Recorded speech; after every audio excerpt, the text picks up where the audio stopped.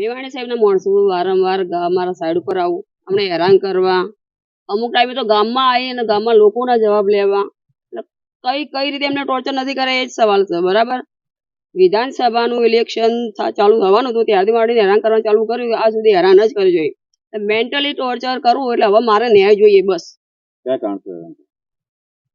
પેલા હું મહિલા પ્રમુખ હતી, એસસી મોરચાની મહિલા પ્રમુખ હતી વડગામ તાલુકાની અંદર કોંગ્રેસ પાર્ટીમાં. ત્યાંથી હું નીકળી ગઈ, એટલે જ્યાં સુધી એના જોડે હતી એમના જોડે ત્યાં સુધી એમને કોઈ હેરાન નથી કરી. પછી એમને એમ ખબર પડી કે હવે એમના પક્ષમાંથી નીકળી ગઈશું, હવે એમને કામ નથી હું આવવાની. બરાબર, એટલે એ લોકો ગમે તે રીતે ટોર્ચર કરવાનું ચાલુ કરી, એમના માણસો મોકલવા, ગમે તે રીતે બીજા લોકો દ્વારા અમને હેરાન કરવા, સાઈડ ઉપર આવું માણસો મોકલવા, એમના સાઈડ ઉપર આવીને ગમે તે રીતના પ્રશ્નો કરવા. એટલે આ બધું જરૂરી નથી. એમના માણસો એ જ કહેતા હોય કે એમને મેવાણી સાહેબ મોકલી, એટલે અમારે શું સમજવાનું? મેવાણી સાહેબ હેરાન કરીએ તો સાબિત થાય. એટલે હવે મારે ન્યાય જોઈએ.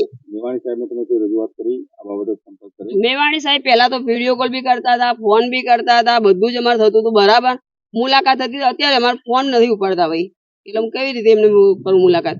જે માણસો આવ્યા હતા એમને તમે કીધું કે અમને જોડે વાત કરાવો, ના, માણસો ને તમારે કહેવાનું આવતું જ નથી ને, એ તો મારી સાઈડ ઉપર આવ્યા હતા, મને પ્રશ્ન કરતા હતા, એનો જવાબ આવ્યો ને, મારે એમનો જવાબ આપવાનો રહ્યો ને. એ લોકો આયા, એમને કીધું, મેં કીધું કેમ આયા તમે, કઈ રીતે આયા, અમારી સાઈડ ઉપર તમારે આવવાનો અધિકાર શું? એટલે એમને કીધું અમને મેવાણી સાહેબ મોકલાય, ધારાસભ્ય શ્રી મેવાણી સાહેબ મોકલાય, અને તો મારી જોડે વિડીયો છે. બરાબર, એમનું બી ઉતારેલું. કેટલા વર્ષથી એટલું કામ? 2008. કેટલા મજૂર આવે? મજૂર તો લગભગ 100, 150 હોય, 50 હોય, 40 જેવા મજૂર, તો જેવો સમય જેવો ટાઈમ.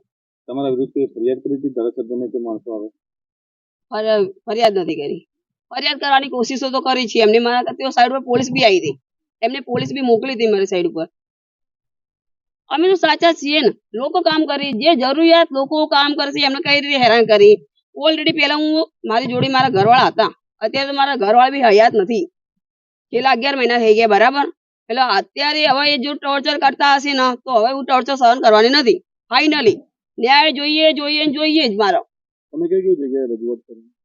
રજૂઆત તો હું દરેક જગ્યાએ કરી, અત્યારે તો હું 2 જગ્યાએ કરીશું. જો મને ન્યાય નહીં મળે ને તો હું છેક સુધી પહોંચી, કેમ કે આ યોગ્ય નથી. નોર્મલી વિચારી શકે, કોઈ પણ વ્યક્તિ વિચારી શકે કે આ ટોર્ચર કરવા જેવો કોઈ પ્રશ્ન જ નથી. કઈ રીતે સાઈડ ઉપર મોકલી, એ લોકો કઈ રીતે કયા હેતુથી મોકલી? મજૂર સાઈડ ઉપર હાજરી ભરાયા પછી કે હાજરી ભરાય કોઈ પણ સમયે મજૂર એવા વ્યક્તિઓ હોય કે જેમને કોઈ બી પ્રશ્નો હોય શકે. બરાબર, અમારા લેબરોને પ્રશ્ન પૂછવાથી એમને જે કોઈ હતા, અમારા જેટલા લેબરો હોય એટલા મજૂરો કહેવાના છીએ કે અમે આટલા લેબરો, તો પણ એમને કીધું ના તમે ખોટા છો, લેબરો ખોટા. લેબરોને ટોર્ચર ના કરવું જોઈએ ને. એમને 10 જણા આ રીતે ઉભા રહો, ફોટા વિડીયોગ્રાફી સાઈડ ઉપર આવીને એમને શું અધિકાર, કોને અધિકાર આપ્યો આવો? કેટલા સમયથી ટોર્ચર થતું હવે કેમ? 2022 વિધાનસભાનું ઇલેક્શન થવાનું ચાલુ કર્યું ને ત્યારથી ટોર્ચર કરતા હતા, પણ તેવું હું સહન કરતી, જો મારા એકલીનો પ્રશ્ન હતો. અત્યારે એમને મને રાજીનામું આપવા પર મજબૂર કરી, બેન રાજીનામું આપી એવું એમને મજબૂર કરી. અત્યારે મને ફરિયાદ કરવા કે કોઈ પણ એક્શન લેવા માટે એમને મજબૂર કરી.